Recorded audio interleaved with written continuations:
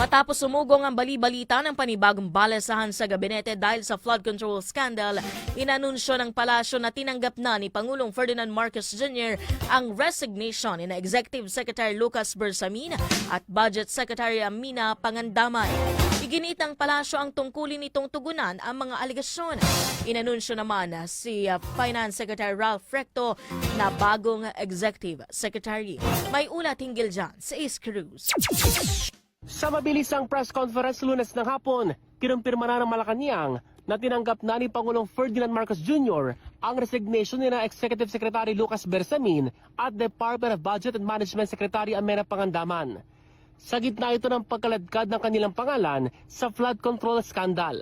Both officials respectfully offered and tendered their resignations out of delicadeza, after their departments were mentioned in allegations related to the flood control anomaly currently under investigation, and in recognition of the responsibility to allow the administration to address the matter appropriately. Unang nadawit sa isyu si Bersamin noong September 2025 matapos akusahan ni dating DPWH Undersecretary Roberto Bernardo ang isang undersecretary ng panghihingi umano ng 15% cut sa DPWH budget para umano sa Office of the Executive Secretary, katumbas ng 427.5 million pesos. Itinanggi ito ni Bersamin at iginiit na wala siyang transaksyon sa DPWH o sa naturang undersecretary.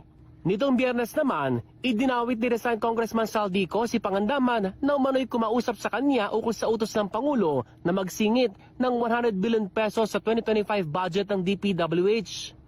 Noong Biyernes din, itinanggi ni Pangandaman ang akusasyon ni Ko at sinabing pawag nasa kapangyarihan ng Kongreso ang budget bycam. Kasunod ng mga resignation, inanunsyo ng Malacanang na si Finance Secretary Ralph Recto ang bagong Executive Secretary. Bago ang anunsyo ng palasyo, iginit pa ni Recto na wala siyang alam ukol sa anumang palitan ng pwesto. Nitong weekend nang lumabas sa isang news website na sisibakin sa pwesto si Bersamin at papalitan ni Recto. I'm not aware of any yet.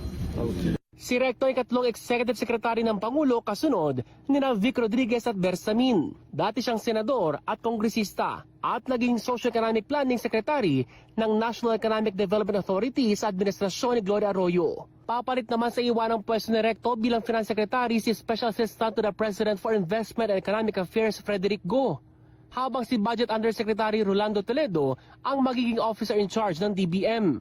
Nilinaw ng palasyo na kusa nagbitiw sa pwesto sina Bersamin at Pangandaman, gayunman hindi sila ligtas anumang nagpapatuloy ng investigasyon sa flood control anomalies. Ace Cruz, Newslight.